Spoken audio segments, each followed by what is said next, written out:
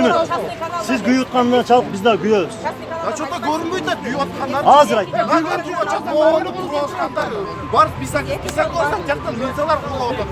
Plağmen öt, plağmen öt. Vurganlar da. Oşol bu düğünler. Hatta biz bu жерде güyüp duruyoruz. Şu bala bakra oldu. Anteni öldü bakaydı. Taşlap koy bala bakra. Tuğandar hem mınday. O mesle koyup milyar trakatan. Bizge gelgende bar verin. Nafi yanda bizge ölçanda.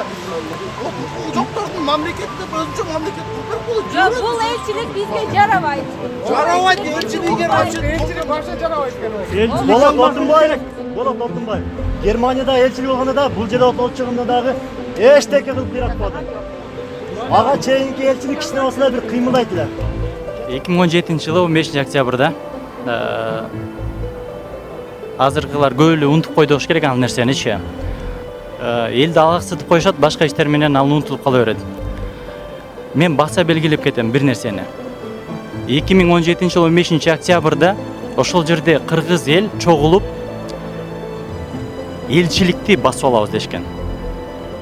Элчиликке ошол жерде мындайча айтканда угроза болгон. Ошол угрозасына, кыргыздардын угрозасына чыдабай элчилик заказ менен омондорду чакырткан. Омондорду чакыртып ошол жерде бизде өзүнүн укугуну коргоо, кыргыздардын укугуну коргобогон элчилик Москвага андай элчиликтин кереги да жок болчу ошол убакта. Айта турган нерсе көп. Ошондо азыр ошол элчиликтердин мен бетинен деле айта аламын.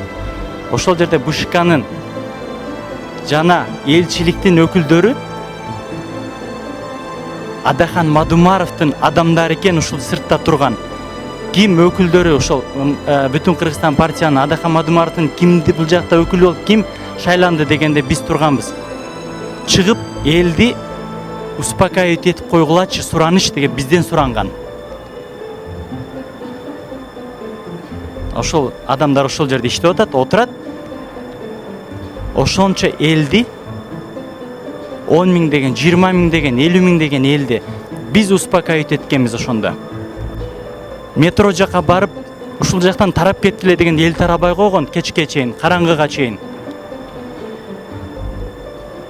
Туугандар, кыргыздар, биздин ошол күн эле кайра пытырап калбастан азыртан киришели. Азыртан укугубузду коргоого аракет кылалы. Ушул күндөр ушундай болуп келе берет. Эртең бу ал күндү дагы өткөзүп кое турган болсок, 2020-жылдан кийин дагы өкүнөбүз. Дагы 5 жыл өкүнөбүз. Ошол өкүнбөстүктөн азыртан кыргыз элим, мекендештер, келгиле. Чогулуштарды уюштурайлы. Кат дейби, кат даярдагыла деген ошол убакта бизге дайындаган. Кат даярдайлы. Кайрылалы. Эсти бизге элчилик, жаңы элчилик дагы бизге кыргыздар өз айтканыңардан биздин укугубузду дагы тепселеп туруп, БШК дагы тепселей турган болсо, анда биз дагы кайрылчу жерге кайрылабыз. Биз токтонбойбуз.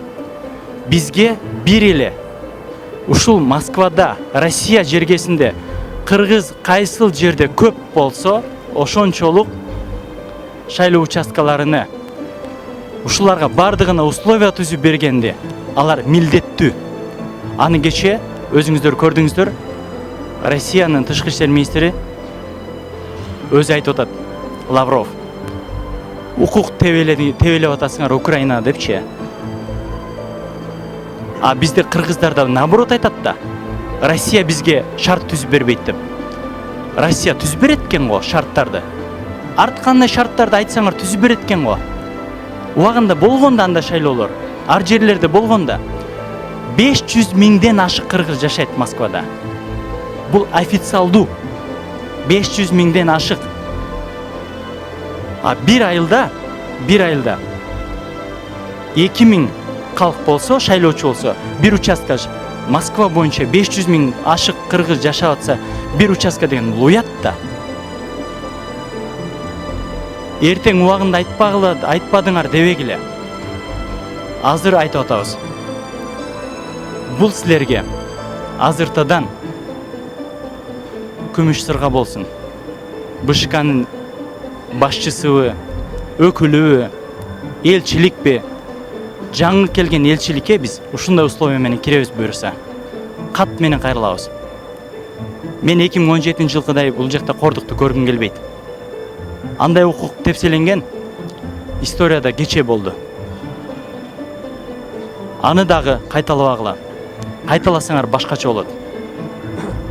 Жана башка кандидаттардын дагы бул жакта жүргөн патриот жигиттерди бизге бир адамдын артынан чуркаган жокпуз биз. Биз чындыктын артынан чуркап атабыз. Чындыктын артынан жүрөбүз. Көпчүлүк айтып атасыздар ар кандай сөздөрдү. Бирок биз чындык деп жүрөбүз. Чындыктын артынан издеп жүрүп ушул күнгө келип атабыз.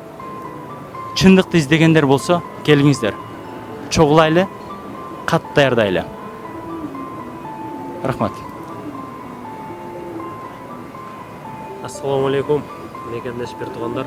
Мен дагы бул жерде агаларымын, инилеримин айткан сөздөрүн угуп отуруп, чынында 2017-жылы 15-октябрга кайта турган болсок, өкүнүчтүү күндөр болду. Биздин уккан кабарыбыз 18 000 гана кыргыз жаранына шайлоого катышканга уруксат берилди. Россия боюнча.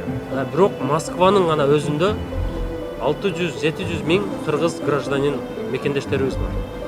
Алар бир жолу Кыргызстандан кайтып бул жака келип жайгашайын деген ниети жок. Бүгүнкү күндө Кыргызстандын экономикасынын 1/3 бөлүгүн түзгөн ушул убактылуу жүргөн биздин мекендештер болуп эсептелет. Ушулардын тагдыры менен эсептешпеген, ушулардын пикирин эске албаган биздин бул жердеги элчилик каякты карап отурат. Канчалаган эл ыйлап, сыздап, не деген гана күндү көрүп жүрөбүз. Аны ойлогон бир дагы атка минерлер жок. Биз кыргыз жараны катары, кыргыз атуулу катары, кыргыз уулу катары, кыргызстандык катары ар бирибиздин эркин шайлоого катышканга укугубуз бар. Аны эч ким чектебеш керек. 2017-жылкы шайлоого кайта турган болсок, мына ушул жерде агаларым деле отуруптур. Мен деле ошол күнү бар болчумун. Мына ошол күнү бардыгыбыз тилектеш ошол жерден таанышканбыз. 600 адам келсе, 500 адам кайра кайтып атты шайлай албай. Алардын баарын укугун тебелешти. Алар дагы мекен үчүн, күйгөн үчүн жумуштарын таштап, ошо шайлоого келип, мамлекет өнүксүн. Биз да ушул жактан эртерээк кетейли. Мамлекеттин бир көтөргөн инсан келсин деп шайлаганга келишкен. Ал бүгүнкү келген элдин кимге келгени баарына малым, ошондуктан бизге чектөөлөр болду. Мына мен форма 2-ни толтурганмын.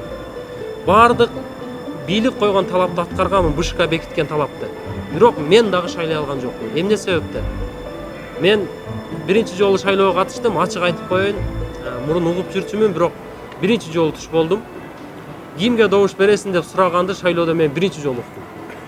Мына ошо посольствонун алдына келип, кимге шайлоо болесиң десе, добушуңду бересиң десе, мен баа ичимде жаман нерсе жок, же оюмда жаман нерсе жок. Адахан Мадумаров деп айтканым чын. Бирок ошол адамга берем деп келгеним дагы чын. Ал жеке менин ишим. Ал менин укугум, кимге бериш, кимге бербеш. Бирок кечиресиң, списокто жок экенсиң деди. Мен ойлоп койдум, бир чайга чакыргандай эле болдук, шайлоо маселе. Ошол жердеги по спискам эле адамдар шайлаганга укуктуу экен, демек калгандары укугу жок экен. Бирок алар БШК бекиткен талапты биз толугу менен аткарып келгенбиз. Мен бардык мекендештерге, жана жаңы бизге посол келет атат, ушуларга кайрылат элем. 2020-жылы парламенттик шайлоодо ушундай чектөө койбой, 600-700 000 адамдын тагдырын тебелебей, укугун тебелебей, эркин шайлоо өткөрүп, бир эле посольство ачпай, шайлоо участок ачпай, колдон келсе 4-5 жерден ачканга мүмкүнчүлүк түзүп беришиңиздер керек. Мен ойлойм, бардык мекендештерди ушул кайрылууларды биз жөн айткан жокпуз. Жүрөгүбүз күйгөндөн, ичибизде кармап сактай албагандыктан чыгарып атабыз. Айтып атам, деп атам.